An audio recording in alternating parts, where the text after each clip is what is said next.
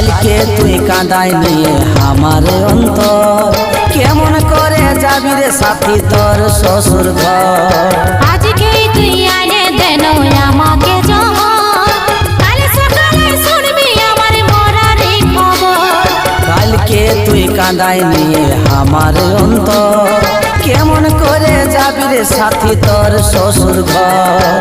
আজকেই তুই আনে দেন আমাকে জহর, কাল সকালে শুনবি আমার মরার খবর।